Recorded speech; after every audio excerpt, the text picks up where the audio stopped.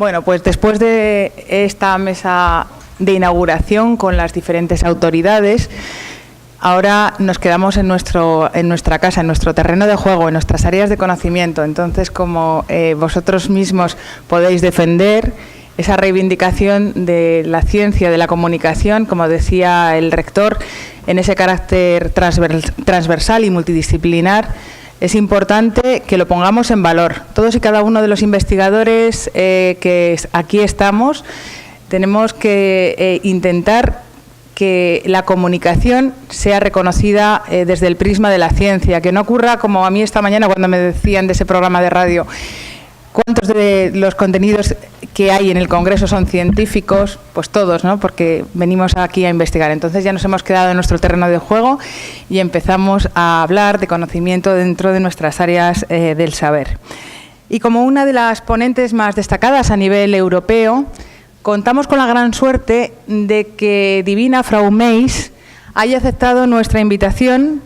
Ella es una catedrática, una mujer muy ocupada, con una agenda absolutamente intensa, con una actividad dentro de la Universidad de la Sorbona, no solamente en la Universidad de la Sorbona, sino también en el Ministerio de Educación en Francia, en la UNESCO, en el Consejo de Europa, en muchos organismos internacionales, que nos ha dicho que sí y ha accedido a esta invitación a venir a Zaragoza a nuestro congreso. Va a estar solamente unas horas, llegaba ayer a las 11 de la noche, se irá a las 3 de la tarde porque tiene, como os digo, la agenda muy ocupada y no tengo más que darle las gracias en mayúsculas, en cuerpo muy gigante, por haber aceptado la invitación y acompañarnos en este 7º congreso. Muchas gracias, Divina.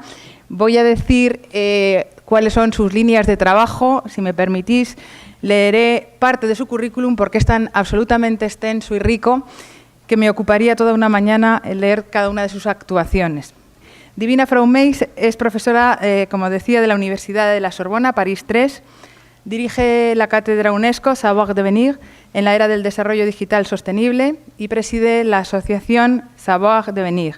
En investigación lidera el proyecto ANR Translate, que analiza la transalfabetización, la convergencia de la educación mediática, la información y la tecnología de la información. Ha trabajado también como partner, igual que en la Universidad de Zaragoza y nuestro grupo, en el proyecto ECO. Tenemos además a Sara Osuna aquí en la primera fila, a la investigadora principal. Como bien sabéis ya, los compañeros del grupo de investigación, es un proyecto de creación de MOOCs. Para aquellos que no lo conozcáis, es un proyecto europeo que finalizó en el mes de enero, donde hemos tenido una plataforma que podéis ver los MOOCs que se han llevado a cabo en 6 idiomas distintos, con muchísima también riqueza temática. Y además Divina codirige el proyecto Erasmus Plus ECFOLI, cuyo objetivo es resolver los conflictos mediante el uso de los medios de comunicación y el patrimonio cultural en las zonas en conflicto. Entre otros países colaboran o participan Chile y Palestina. Además tuve la ocasión en la Sorbona de conocer al equipo y es un proyecto y una actividad muy interesante en nuestros tiempos, donde, como bien sabemos, la violencia trasciende fronteras y trasciende escenarios. Muy importante llegar a esa no radicalización. Además de numerosos artículos en revistas nacionales e internacionales y una docena de libros, Divina Frau Meis ha desarrollado su propia teoría de los medios de comunicación. Tiene un paradigma con donde los medios son entendidos como artefactos cognitivos que afectan el proceso de socialización de los jóvenes. Cuenta además con publicaciones editadas en el Consejo de Europa, en la Alianza de las Civilizaciones. Su último libro sobre políticas públicas en medios y alfabetización informativa en Europa, comparaciones entre países, ha sido editado por RULDE y ha sido recientemente publicado en el año 2017. Sobre estos temas de investigación es experta en la UNESCO, la Comisión Europea, el Consejo de Europa y otros organismos gubernamentales. En Francia, por ejemplo, en el Ministerio de Educación y Cultura. También ha dado múltiples conferencias en todos los países, se ha recorrido todos los continentes, de un extremo a otro. Promueve los medios en relación con los derechos humanos y la ética y ha contribuido al desarrollo de las recientes recomendaciones europeas sobre la educación mediática, la autonomía juvenil en redes, la dignidad humana en los medios, el entorno de medios e Internet de los ciudadanos. Ha sido además vicepresidenta de la Asociación Internacional para el Estudio y la Investigación de Comunicación e Información. Ha dirigido la sección Investigación en Educación en Medios y fue fundadora de la Asociación Europea de Investigación y Educación en Comunicación, en ECREA. Además, fue fundadora de la Alianza Global de Alianzas en Educación en Medios e Información y preside el capítulo de Europa. Bueno, pues además de todos estos preciados méritos, puedo atestiguar que Divina es una excelente persona, una profesional muy generosa en todos los ámbitos y tuve la gran suerte de compartir tiempos en una estancia de investigación con ella en la Sorbona en París y agradezco doblemente su esfuerzo, el que esté hoy aquí con nosotros y el que nos podamos enriquecer de todo su conocimiento, de todo su pensamiento, y ella nos va a hablar de comunicación en la sociedad digital, perspectivas europeas, desde un ángulo, desde ese prisma y desde ese foco múltiple en cuanto a países, donde nos vamos a enriquecer conociendo también las miradas desde otros ángulos y desde otras posiciones. Muchísimas gracias por venir, Divina.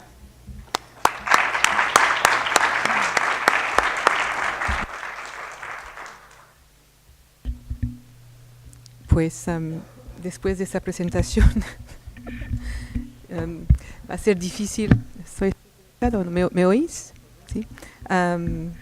Gracias por la presentación, Carmen, y gracias por la invitación, más que otra cosa, y a los colegas de tu grupo de investigación. Mi carrera, como la ha descrito Carmen, hace miedo, ¿no? Un poco, pero la verdad es que es porque siempre he presentado investigación y que en muchos lugares hoy en día es preciso que los investigadores salgan del aula y vayan a la política con sus resultados. Y por eso es muy importante poner investigación seria e inédita y seguir creando en la investigación. Y de esta manera podemos ser personas transversales también en nuestras carreras, no solo frente a los docentes y a los estudiantes, pero también a personas que toman decisiones importantes para todos en nuestros países y también en el mundo. Entonces, yo soy una víctima de la globalización, como muchos de ustedes supongo, porque hoy en día no se puede pensar un país de manera aislada de una región como Europa o más allá de los entornos de la UNESCO o de la ONU. Entonces, por lo menos esto explica ciertas decisiones que he tomado yo y como mujer, ya lo imagináis, es muy difícil, mujer y madre, pero es parte del empeño que es el nuestro hoy en día como investigadores, empujados por la globalización y por la digitalización, por lo digital. Entonces, creo que comparto un poco este tipo de carrera con ciertos de vosotros y solo puedo avisar a los jóvenes que se tienen que pensar al mismo tiempo como de Zaragoza y del mundo. Y no hay un planeta B. Es un planeta A, es el nuestro, y tenemos que hacerlo como nos parece a nosotros. Y si no nos parece bien, la responsabilidad es nuestra.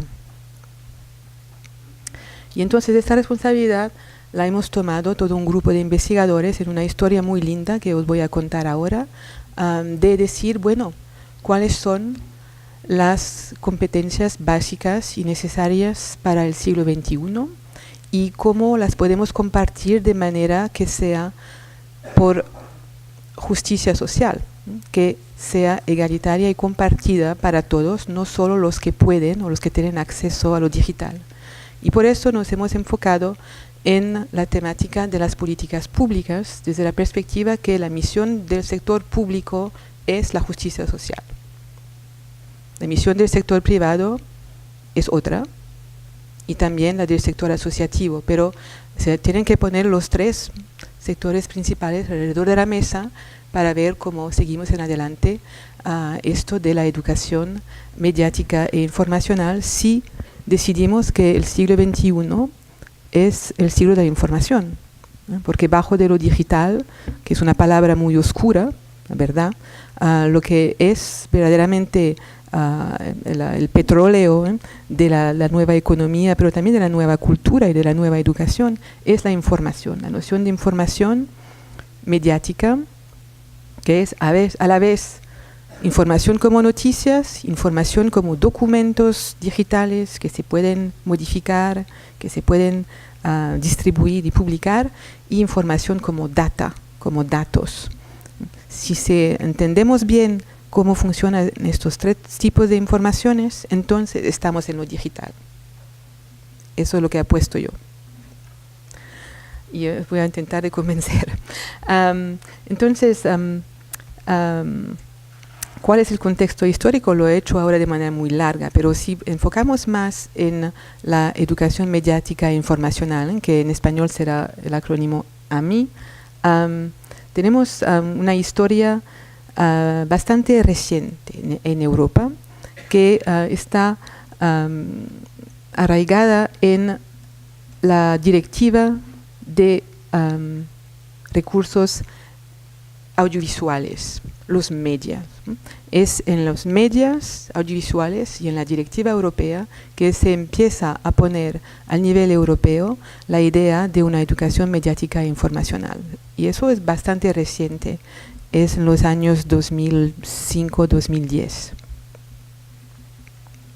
Y la directiva de 2007 lo dice muy bien, hay que poner niveles de alfabetización mediática en todos los Estados miembros. Es para los jóvenes y para los adultos. Es sobre seguridad al mismo tiempo que eficacia de consumo. Es para prestar atención a contenidos que puedan ser problemáticos y de riesgo, pero también contenidos de educación. También la Comisión Europea hizo una recomendación muy importante en el 2009 sobre la alfabetización mediática en el entorno digital.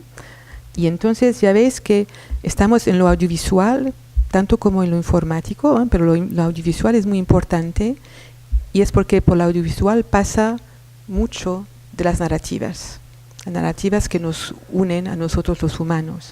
Y por eso nos hemos todos empeñados en pasar también por lo audiovisual. Y la recién recomendación que acaba de ponerse al tanto sobre los medios y servicios audiovisuales ahora abarca a las redes. Las redes son medios de comunicación.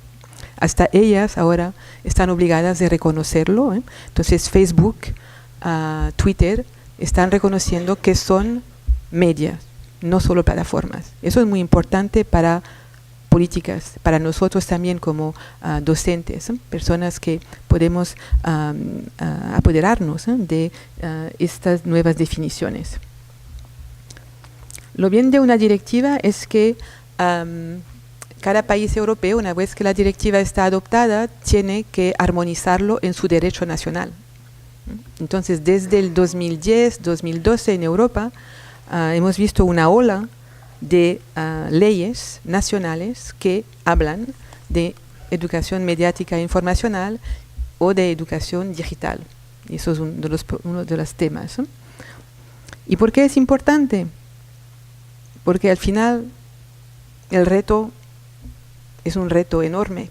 No es solo educación, es un reto de democracia, de la nueva democracia como la queremos. Y la democracia impactada por los medios y por los medios sociales. Y entonces, para nosotros que queremos dar una utilidad social en la investigación, es muy importante recordarse que el reto está fuera de la universidad, pero que la universidad es muy importante para darle fuerza y legitimación al reto democrático. Antes de democracias no habían universidades. Entonces estamos en un lugar muy fuerte para lo que es de acceso al conocimiento, ampliación del conocimiento, ahora y más allá, en el futuro. Entonces, por eso hemos hecho una declaración. Nosotros, cuando digo nosotros, es toda la red que ha hecho la investigación de la que voy a hablar, una declaración adoptada por UNESCO sobre la importancia de la información digital hoy en día. Eso es para el contexto histórico y los retos fuera de a donde estamos, pero nosotros somos investigadores involucrados en la ciudadanía, en la sociedad. No estamos en una torre aislados. Hay que siempre recordar esto. Entonces, desde esta perspectiva es cuando hemos armado un proceso de investigación en la Agencia Nacional Francesa de Investigación, que se llama ANR, un proyecto del que habló Carmen y en el que también ella fue involucrada. Un proyecto que miraba a la convergencia que hemos todos notado entre medios, informática, información, ¿no? Preguntándonos, bueno, ¿qué es lo que está pasando ahí? ¿no? ¿Qué son esos elementos que parecen ser todo lo importante en el siglo XXI? Y nos hemos aliado con una red europea, un COST, como se llama, que es un grupo de investigación sobre tecnología y sociedad, SIT, un COST que miraba a cómo se transforman las audiencias y cómo se transforma la sociedad. Y en este COST teníamos un grupo de trabajo sobre educación mediática, del que forma parte Carmen, en el que había varios otros investigadores, muchos investigadores europeos. ¿no? Y esta idea de red de investigadores que no se quedan solos con su idea, con sus temas, que salen, que lo ponen en colaboración con otros, es muy importante también en nuestro tipo de investigación hoy en día. Lo digital también cambia la manera en lo que hacemos investigación, y eso hay que tomarlo en cuenta. Es una oportunidad muy grande de poder trabajar con otros y no solo ensimismados. Es una manera también de tener mucha eficacia y mucha utilidad social. Juntos somos más fuertes, por cierto. Entonces el COS se encontró en todos estos lugares que os muestro, y a cada vez hemos ido discutiendo la investigación europea de la que os voy a hablar. ¿Cómo la hacemos? ¿Cuáles son las dimensiones que guardamos? ¿Cómo hacemos los informes? ¿Cómo aseguramos que todos hacemos el mismo tipo de investigación para poder comparar, etcétera, etcétera? Entonces era importante hacer este proyecto también desde la base con la cooperación de todos los otros investigadores. Y hemos hecho un congreso en el 2013 para encontrarnos a todos, estar seguros que estamos hablando de la misma cosa, que nuestro reto era un reto importante, etcétera, etcétera. Y entonces hemos hecho un trabajo en dos niveles, pero con tres hipótesis, si queréis, importantes, y siempre hay que poner hipótesis en la investigación. Una que era, bueno, el problema que tenemos hoy en día para las competencias es un problema de definición. ¿Qué es lo digital? ¿Qué es educación mediática? ¿Qué es educación informacional? ¿Cuáles son las palabras, los valores, los contenidos, etcétera? Segundo tema es, ¿cuáles son las dimensiones de las políticas públicas que van a apoyar esta definición, ampliarla en el aula, la universidad? Y cómo se aplican estas leyes, no solo poner textos de ley, después hay que asegurarse que se implementan. Entonces, lo que es en temas de formación docente, en temas de recursos, en temas de financiación, de evaluación. Y otro nivel, que es el nuestro y que es interesante, es que en el nuestro ámbito no solo históricamente hubo un solo actor, que es el actor universitario y educacional. Educación mediática viene mucho de la práctica también, de los periodistas, de los medios de audiovisual, pero también del privado. Microsoft hace educación mediática, Samsung también, muchos actores. Entonces, ver cómo esos actores también veían sus propios papeles. Entonces, tres tipos de preguntas, si queréis. ¿De qué hablamos? ¿Cómo pasa esto en la realidad del terreno? ¿Y con quién? ¿Vale? Sencillas preguntas, ¿no? La metodología fue un poco menos sencilla, pues teníamos que ir con una metodología cualitativa. Queríamos que la cosa venga desde la base y desde los investigadores. Entonces, no queríamos algo solo cuantitativo, queríamos también algo cualitativo, porque las cifras no bastan, necesitábamos los comentarios de los investigadores, porque muchas veces nos han dicho en educación mediática, pero bueno, tenés la ley, pero eso solo es parte de la historia, después es qué pasa en la realidad, y eso solo pueden decir los expertos de terreno. Pues mira, la ley sí la pasamos, pero no pasa nada. Y teníamos todos en aquel entonces, en el 2013-2014, la impresión que no pasaba nada. Teníamos la ley y qué. Entonces, ¿por qué estábamos estancados así?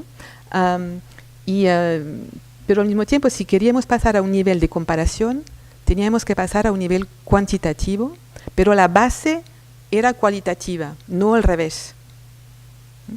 Y entonces hemos transformado nuestros informes nacionales en rejillas precodificadas con variables. 50 variables, 68 expertos involucrados, 28 países y los informes en línea que podéis encontrarlos ahí. ¿Vale? Y la idea era al final hacer lo que se hace en la investigación cuando se lleva hasta su punto final, modelizar, proponer una interpretación del terreno de lo que vemos, modelizarlo para apoyar a los políticos, que puedan utilizar los resultados de manera a volver a cambiar la ley, a hacer mejoras, etcétera, etcétera.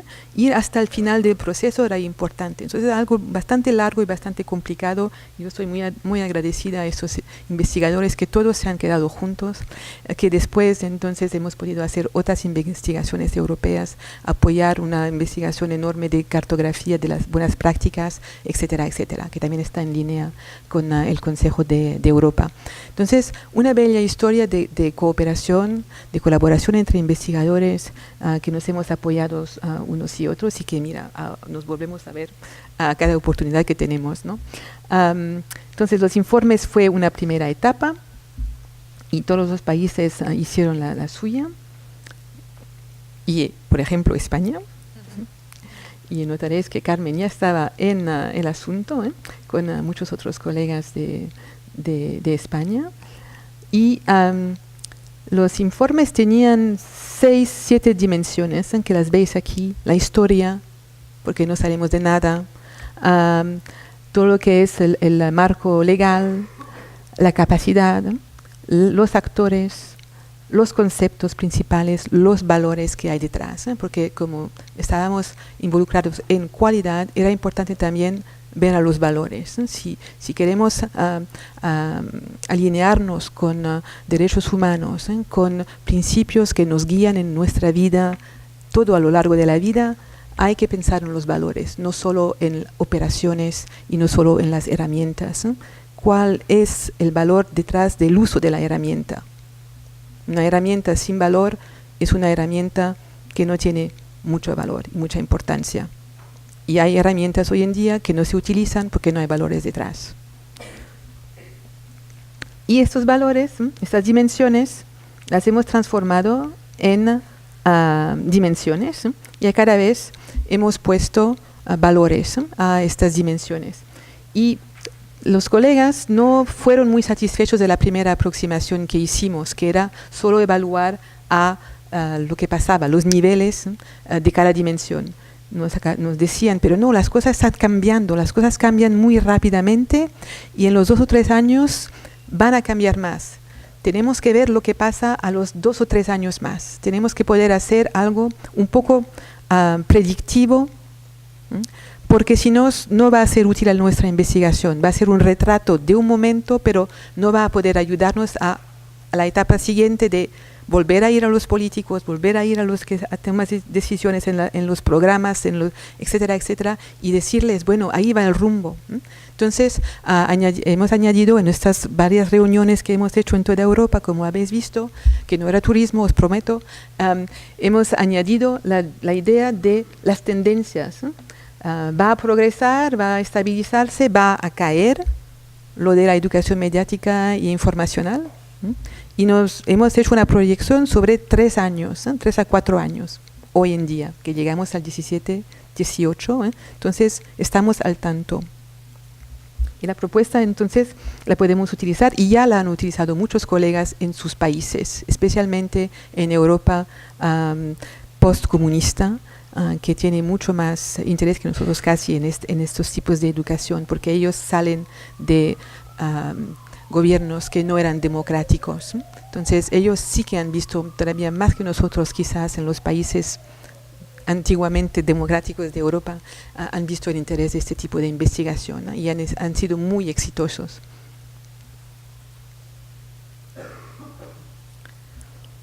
Entonces, resultados ahora, ¿vale? ¿Me seguís bien sobre las temáticas, las hipótesis, etcétera?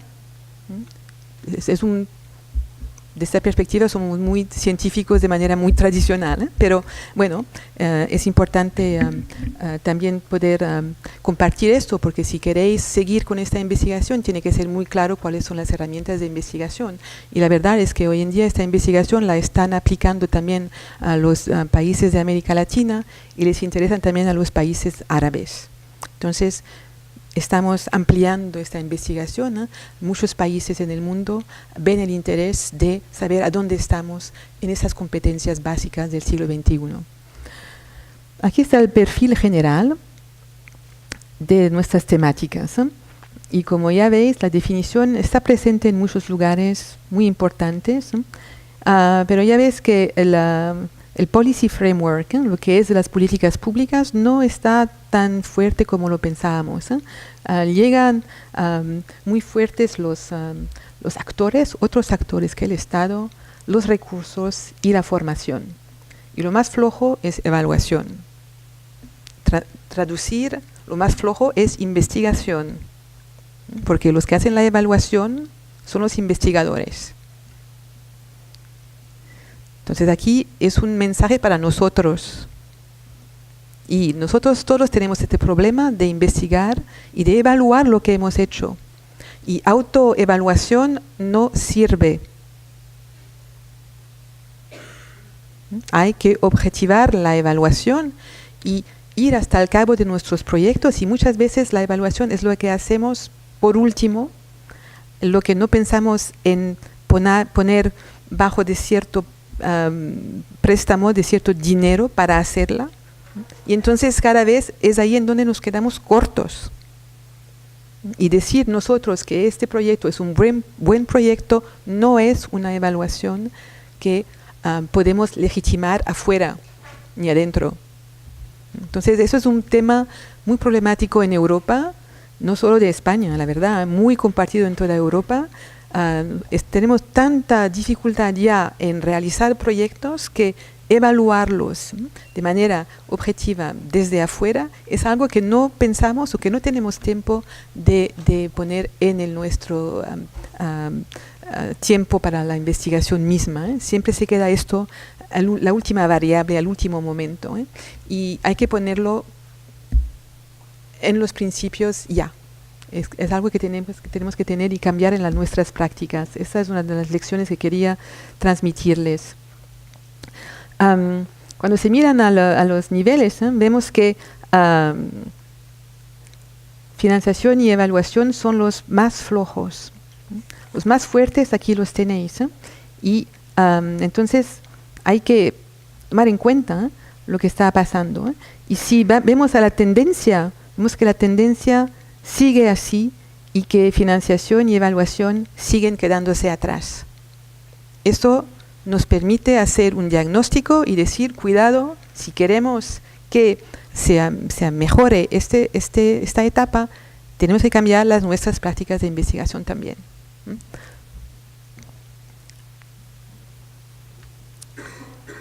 Esto lo pongo, pero no me gusta ponerlo, porque quiere decir que hay países, o se puede interpretar como hay países que son más buenos o más malos que otros, porque hay una orden, y veis que España está un poco abajo, pero que los países del norte, en Dinamarca, Finlandia, etcétera, esos países nórdicos están bastante fuertes en estas temáticas, y eso quiere decir que también tenemos lecciones que podemos aprender de unos y de otros. Si queremos, podemos ver a los países en nuestro ámbito cultural, países del sur, etcétera, o buscar a otros países que nos pueden dar otros modelos y sugerencias. Yo es así que quiero utilizar este mapa, no para decir, Dinamarca es la mejor, pero para decir, bueno, ¿qué es que haga que Dinamarca haya escogido esta temática? ¿Por qué le da legitimidad? ¿Por qué le da importancia?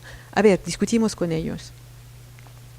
Y cuando se ve la definición, primera hipótesis ahora, o se dado los resultados generales, ahora vamos a las hipótesis. Las hipótesis ahí están. De momento, educación mediática, que es la más vieja y la más histórica, domina a las otras educaciones que abarcan educación mediática e informacional o educomunicación. Todo esto abarca las varias visiones europeas de la temática, y la temática ibérica es muy importante y muy diferenciada de otras europeas. Y la última es la digital literacy, la digital. Pero si nos proyectamos en tendencia a hoy, el 2017-2018, ya veis que hay una inversión, dicen los expertos. La mediática es la más floja y la digital la más importante. Y la reunión de la que hablabas con el Ministerio de Educación, Sara y Carmen, lo muestra.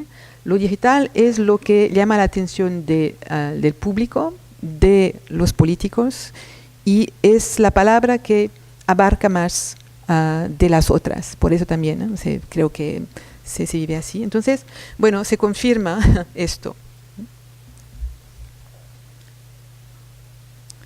Y es una amenaza para la educación mediática. La única cosa que está salvando la educación mediática es radicalización y fake news. Eso no lo habíamos preparado los expertos, pero ha llegado, y entonces obliga a hablar de educación mediática en lo digital. Y de esta manera seguimos manteniendo las 3 o 4 temáticas importantes de lo digital, diciendo lo digital, bueno, lo digital ¿qué es? Es mediático, es informacional y es informático.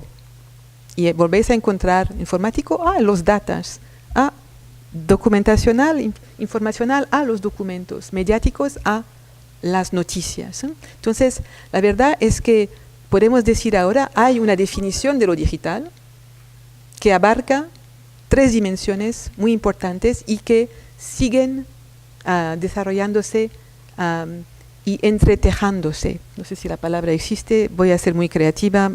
Ya habéis visto que no es mi idioma principal, el castellano, entonces me perdonarás todo esto. Pero ahí estamos. Y es importante para los políticos decirles, hay 2 vertientes muy, muy principales en lo digital. Una que es la informática, ¿sí? Entonces podéis ir siguiendo con lo de código, pero si vais con código solo, sin valores, el código va a fracasar. La otra vertiente es mediática e informacional. Y eso es lo que hay que convencer, que estas 2 vertientes son parte del mismo núcleo de competencias básicas hoy en día. Ir hacia la multimodalidad. Eso es para mostraros cada país, a dónde está. Y la idea que después de todo, no hay nada mal en una definición compleja. Estamos en la era de la complejidad, pues abracémoslo. Y, en contrario, vémoslo como una oportunidad real de ir en adelante. Entonces, cuando se ve en donde estamos ahora, cada país tiene su historia, pero lo que es importante es la tendencia. Y la tendencia, aquí la tenéis, es que la primera hipótesis se confirma en el sentido de que lo que nos parecía una falta de aliento para educación mediática es que el giro digital, la ola digital, ha impactado a todo esto en los 3 o 4 años en la educación. Educación siempre llega un poco más tarde que la industria, pero ahora sí que lo podemos decir, sí que lo ha impactado, y ahí estamos.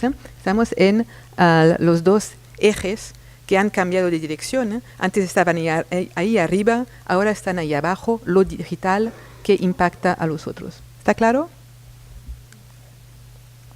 Bueno, amenaza, oportunidad, eso hay que ver cómo lo decidimos. La segunda hipótesis, que era que más haya coherencia en el marco político, más dimensiones de aplicación van a encontrarse, pues aquí la tenéis.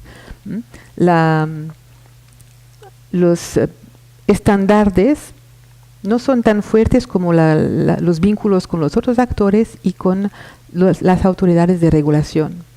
Pero el reporting, todo lo que sea hacer informes, hacer evaluación, flojo, muy flojo. Y lo que sea corregulación, todo lo que sea hablar fuera de solo un ministerio, hablar con otros actores, hablar con Ministerio de Cultura, Ministerio de Economía, etcétera, etcétera, esto veis que es muy pobre y muy flojo. Entonces, las fuerzas, vínculos con los otros actores, la amenaza, la mala coordinación y la falta de reporting, ¿vale? Y no va a cambiar si no es decidirlo nosotros, ¿eh? Otra vez, es un diagnóstico, a ver cómo después puede influir cambios de comportamiento de nosotros investigadores como de los que hacen investigación. Entonces, igual, pocos informes, os pongo por ejemplo el país que más tiene todo en el radar, que a veces es Dinamarca, es el que está ahí como ejemplo, pues ellos tienen de todo hasta el reporting, es el único país, por eso están adelante. Porque cuando haces informes, ves los problemas y puedes cambiarlos poco a poco. No es descubrir problemas y no saber qué hacer. Un proceso de seguimiento. Y eso en política pública es muy importante, el seguimiento. Entonces, cuando vemos ahora lo que está pasando con los gobiernos, el policy framework, las leyes, lo que nos interesa, nosotros estamos en la armonización de las directivas, estamos en cada país que pone sus leyes. Vemos que por lo que toca a la evaluación y al funding, todo eso es muy pobre. Veis que el policy framework está un poco atrás, un poco adelante según los países. Lo más flojo es lo que veis en verde en el radar, que es la evaluación. Y tendencia futura va a empeorar. Se constriñe el radar, la tela de araña. Entonces quiere decir que todo lo que sea la evaluación y el policy framework se van a cortar, y los gobiernos están en una tendencia en cortar financiación. Entonces, y el problema es que, y es lo que llamamos en la investigación el catch-22, desde una serie americana, si no se evalúa, no se financia más investigación, y si no pensáis en financiar la evaluación, no tendréis evaluación. Los dos van juntos, la verdad. Si queréis salir de este círculo vicioso, hay que ponerlos juntos para que se apoyen y se legitimen. Pero un gobierno va a preguntar por evaluación, resultados, eficacia, hemos puesto dinero, ¿qué habéis hecho con él? Etcétera, etcétera. Si no lo pensamos así, pues estamos hacia afuera. Y lo que es interesante es que parece que, bueno, lo que hace el Estado no está tan mal, porque hay bastantes recursos y bastante formación. No somos pobres. En educación mediática, informacional y digital hay muchos recursos. Estamos en la era de la abundancia. Tenemos el problema inverso de decir, bueno, ¿cuál es el buen recurso? ¿Cuál es la calidad de recurso? Entonces, parece muy bien. Pero le llamo efecto trompe-l'œil, no sé la palabra en español. Trompe-l'œil. Parece una cosa, pero es otra. Entonces, paradoja. Porque parece que las políticas públicas fundamenten a formación y recursos. Y eso lo vamos a averiguar que quizás no. Porque cuando se ven el papel de los otros actores, la línea verde en mi radar, los otros actores son muy potentes. Entonces, no es claro si los recursos vienen del gobierno o de otros sectores. Y eso hay que desambiguarlo en cada país. Entonces, la hipótesis 2, pues, parcialmente averiguada. Sí, hay formación, hay recursos, hay capacitación, bien, estamos bien en Europa. Yo no tengo un discurso negativo sobre lo que está pasando en esta temática, pero financiación floja, evaluación floja y el catch-22. Una y otra se van delegitimando y ahí hay que tener atención y prestar atención.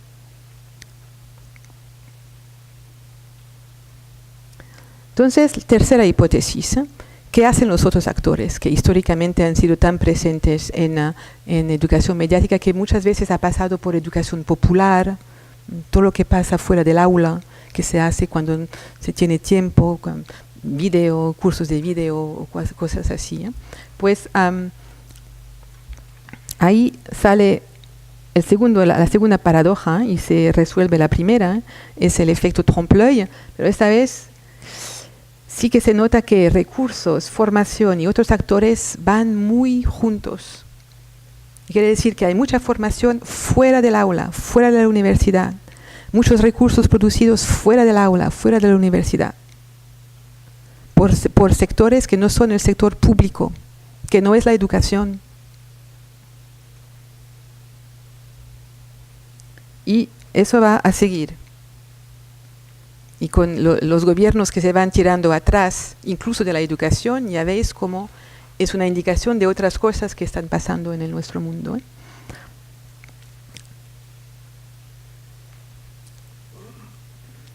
Y cuando miramos a los otros actores y el Policy Framework, ahí nos sale lo que estábamos pensando, la hipótesis que la verdad es que otros actores desempeñan un papel muy importante en el desarrollo de las competencias básicas del siglo XXI. Pero que va a resultar en una necesidad, un potencial más importante de coordinación, de implementación, que eso sigue siendo la misión del sector público. Ahí estamos. Es una cuestión de gobernanza, una palabra bastante fea, que no es gobierno. Y quiere decir que gobierno y otros actores van a tener que ponerse juntos y hablar juntos, no solo cada uno en su lugar, para mejor coordinación, mejor corregulación, para que los varios actores, los docentes, etcétera, puedan beneficiar de una sinergia en vez de una fragmentación. Y hay ciertos países que lo hacen muy bien, como los del norte, Dinamarca, Finlandia, etcétera, y otros que lo hacen menos bien o que no lo quieren ni pensar. Y va a seguir la tendencia. Entonces, si hacemos ahora un análisis FODA, pues vemos las fuerzas. Hay capacidad. El discurso y la pelea no es sobre capacidad. Es sobre qué pasa con los informes, la falta de reporting sobre financiamiento y evaluación. Ahí es en donde duele la cosa y en donde podemos hacer cambios importantes. Y en las amenazas hemos puesto las fuerzas. Todo es cuestión de orientación. La definición es un problema y una ventaja. Tener una definición larga y compleja es interesante. Se puede ver como un problema. Sería más sencillo decir, bueno, pues educación mediática es esto, punto. O decir, no, dejamos que abarque a cambios, a más medias, etcétera, etcétera. Es una decisión. Igual por el marco político. Entonces, puede ser una fuerza o una debilidad. Pero el efecto trompe-l'œil, la plaza más y más importante del sector industrial, por ejemplo, en la educación, puede ser un problema en países democráticos. Porque la misión del sector industrial no es la educación. La cuestión de investigación que sea evaluada o no, otra vez, me repito, pero es para estar segura que se entiende lo que saca la investigación. Y puede haber un efecto de desconexión si no hay una buena gobernanza. Cada uno va y hace lo que quiere. El futuro, transversalidad, transliteracidad, ya lo hemos dicho hoy, pero se tiene que pensar lo transversal. Se tiene que pensar desde un lugar. Yo lo que digo que es que el lugar que piensa lo transversal es el nuestro. Es las ciencias de comunicación e información. Somos en una posición meta nosotros, una posición que podemos verlo desde arriba y desde abajo. Si nosotros no hacemos un esfuerzo enorme de objetivización de lo que está pasando, no podemos ayudar a las otras ciencias, a los otros actores. Tenemos que hacer un enorme esfuerzo de reflexividad, de concientización de lo que está pasando, no solo vivirlo desde la práctica o desde los usos. Es ahí en donde tenemos la utilidad social nosotros como ciencia, dura o blanda, como quieran que la llamen. Entonces, después, última fase de la investigación, proponer modelos para la crítica, pero también para ayudar. Y habéis visto que hay un esfuerzo también de visualizar. Hoy en día, toda investigación, cuando se discute, se habla, tenemos que hacer un esfuerzo digital también. Tenemos que visualizarlo, no solo ponerlo bajo forma de texto. Casi no hay texto en mi presentación, y no la he hecho de manera demasiado dinámica porque todavía es difícil ver en una pantalla algo demasiado dinámico. Entonces, estoy a un nivel híbrido. Pero mira, aquí estamos con lo que tenemos que tener en cuenta si queremos ir hacia políticas públicas equilibradas. Una pirámide. Arriba, si no tenemos el marco legal, no podemos adelantar. Tenemos un marco legal que obligue al nivel nacional e internacional a ir hacia estas competencias básicas, con una visión compartida, porque a la gente no va a aplicar cosas si no tiene la impresión que forma parte de un movimiento. Y formar parte de un movimiento es lo que podemos nosotros fomentar. Entonces, un sector público, privado y asociativo, cívico, no hay problema. Los tres están aquí, no hay que rechazar uno por otro. Ponerlos juntos, hacerlos hablar juntos. Y después, recursos y formación es imprescindible para que tengamos una visión egalitaria de todo. Y veis que toda la modalidad de hacerlo, la financiación, la evaluación, eso también se tiene que tomar en cuenta. Muchas veces no lo hacemos en cuenta. Y lo que sirve de base de la pirámide son estas competencias. Una vez que tenemos y que sabemos lo que son, que las tenemos definidas como lo he hecho hace poco tiempo, entonces todo eso después se pone en plaza y hace una pirámide que aguanta los años y los siglos.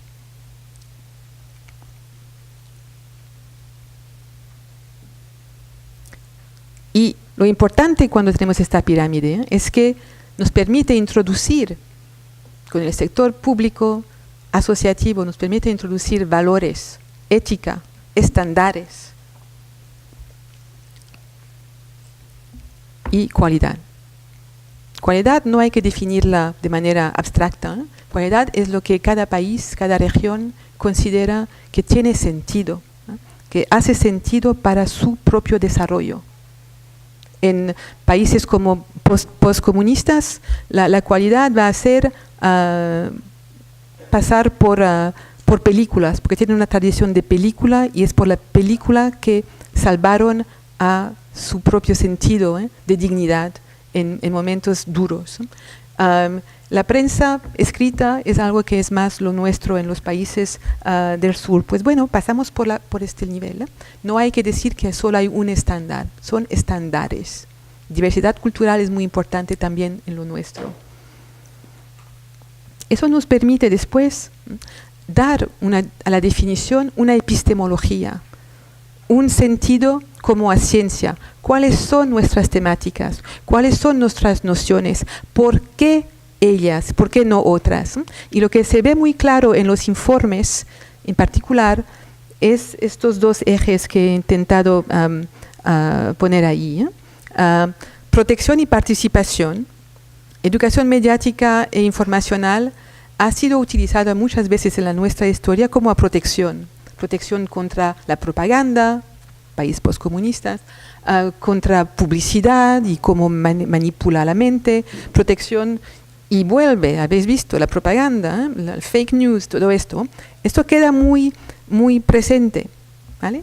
Pero también siempre hemos tenido en nuestro discurso históricamente esa idea de la participación, que una persona que se apropia de los medios de comunicación puede publicar, tiene acceso al derecho a la información, al derecho a la comunicación, y entonces puede ser un ciudadano. Y por eso el otro eje es este eje de la ciudadanía, que es el más viejo en Europa, ciudadanía, pero en el que hemos añadido ahora lo que aporta lo digital de manera muy fácil, que es la creatividad. Y entonces, hoy en día, es ahí como se define para mí lo digital. Y por eso hemos empujado, yo y otros colegas, las 5 competencias, las DigiComp, como se llama en la Comunidad Europea, en la que encontráis información, comunicación, creatividad, seguridad, protección y resolución de problemas, que yo traduzco como resolución de conflictos. Esto es como hemos llegado a las 5 metacompetencias de la educación digital en Europa, que se acaba de poner al tanto hace poco, DigiComp 2.0, los que quieren ir a verlas, en la que hemos añadido data, que no estaban. Todo porque estamos evaluando y que evaluación e investigación permite, poniéndose al tanto. Y ahora también estamos haciendo una propuesta de modelización de lo que es la gobernanza de educación mediática e informacional. Mucha gente habla de la gobernanza de Internet, pero Internet es un media. Las plataformas, Facebook, etcétera, se han vuelto en medias. Esto ya lo hemos reconocido en Europa. Entonces, ¿cuál es esta modelización? Pues que es posible ver 3 tendencias en Europa.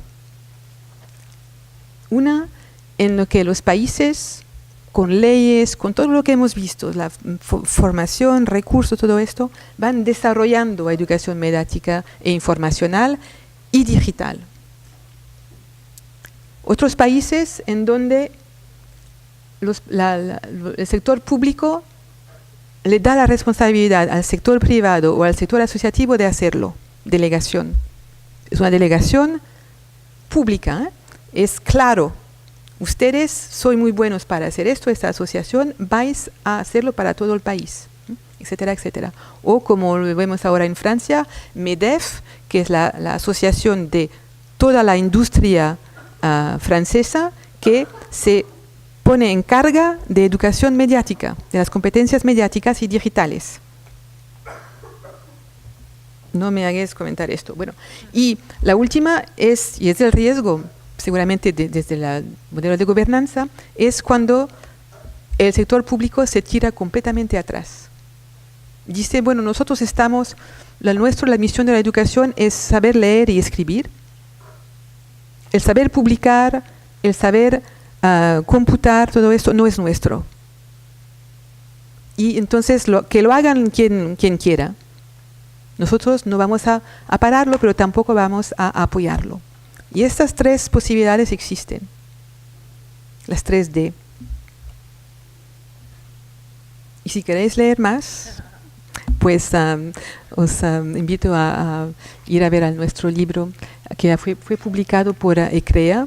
ECREA decidió que era tan importante que lo iban a publicar y a distribuir gratuitamente a todos los miembros de nuestra Asociación Europea de Educación y Comunicación, y lo han hecho con Routledge. Muchas gracias.